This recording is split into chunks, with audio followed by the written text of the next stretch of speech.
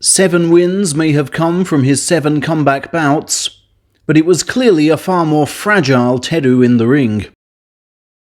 Pre-injury, I was so sure he'd win I could relax while watching him, said ex-attendant Shunba. Post-injury, I was simply praying, do your best, and please, please, don't get injured. To Shunba did Teru vent when plans went awry, as well as to Teruya, his wife, and his mother. And when he lost to Dai Shosei in Division 4 that May, he again asked to retire, but was met with the standard Isegahama response. Luckily, Teru also had an epiphany. While bemoaning the fact he'd lost to someone less able despite training like mad, he recalled a question from an unnamed senior colleague, seemingly Terunofuji. How many hours of your day are you really devoting to sumo? And I realized, writes Teru, that until I'd lost my rank, it was not too many. I was too often inactive in training, unfocused in the gym, and that had to change. So I developed a rigid routine. Train in the morning, nap at lunch, gym in the afternoon, and sumo video study in the evenings. I reckon there's not a sumo clip online I haven't watched. It's the same pattern for me every day. Now, I even see sumo in my dreams. Teru also learned to deal with failure better.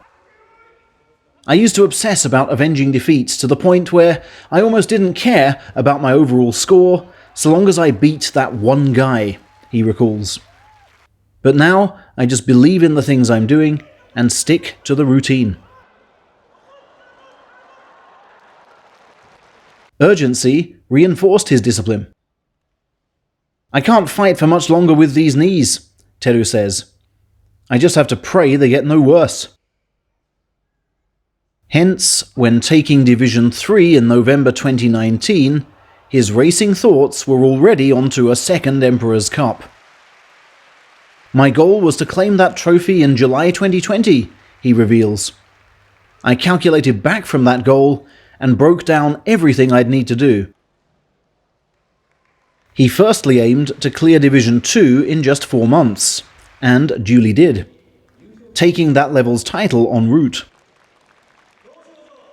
And although the following meet was cancelled due to virus fears, his focus would not be blurred. What he had planned to do in 2 tournaments, he would now have to do in 1. He views August 1st, 2020 as pivotal. On day 14 of that delayed July tournament, Nishikifuji was going for his first ever salary, Midorifuji was scrapping to keep his, and Terutsuyoshi was taking on Terunofuji's main title rival, Asanoyama. This is a huge day that could change so many of our lives, Teru told his colleagues, and was glad to see them all respond with wins. Terutsuyoshi via that infamous, well-planned leg pull. Sadly, I failed to keep my side of the bargain, said Teru of his loss to Shodai. But a final day force-out of Mitakeumi handed him Cup number 2. I'd achieved my goal, so I was relieved more than happy, he maintains. As the book seems largely aimed at non-sumo fans, it doesn't dwell on bouts in detail. Thus, our next anecdote of note is from May 2021, where Teru reveals his respect for Takakeisho. For the title ceremony, I had to walk round to his changing room, Teru begins. And although I just snatched the cup from him, he came right up, gave me a double-handed shake, and heartily said, "Congratulations!" He's so calm for such a young man, and his guts are something else. Teru also voices longtime respect for Takayasu, as, like himself, he never lets up in training.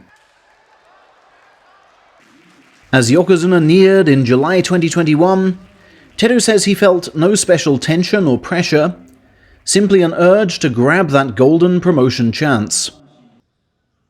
Although I'd overtrained pre-meet, I got the required rest and felt overall that preparation and condition were better than usual, he reports. And each time I fought, I thought, what makes yokozuna sumo? And tried to carry that out. The final match with Hakuho was, of course, tough to lose.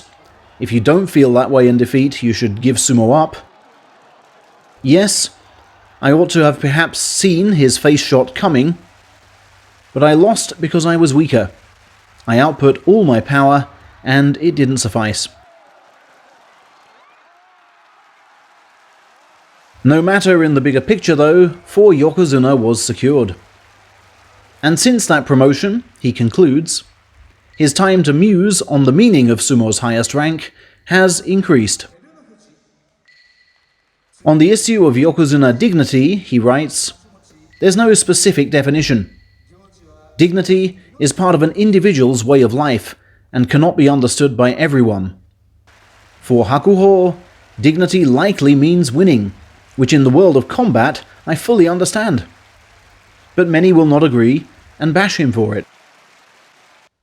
Some will say Hakuho is cool, others that they very much prefer Takanohana. There's just a multitude of views. But please don't interpret this as giving a yokozuna carte blanche to do whatever he likes. He must consider what behavior is acceptable and what behavior is not, and have his sumo testify to that. What I can also say, Teru continues, is that yokozuna is the position for which every wrestler aims, and must therefore exemplify the aims every wrestler has. In that position, you must stand to receive. Absorb your opponent's charge and fight from the front. I want to be able to proudly say that I both understand and embody that principle both on and off the dohyo. I now want to study anew whence yokozuna came and what the yokozuna ceremony means. And I want to meld the characteristics of Terunofuji with those of yokozuna. So, what awaits me on this yokozuna journey which has only just begun? To see the vistas only I can see, I shall take a further step forward.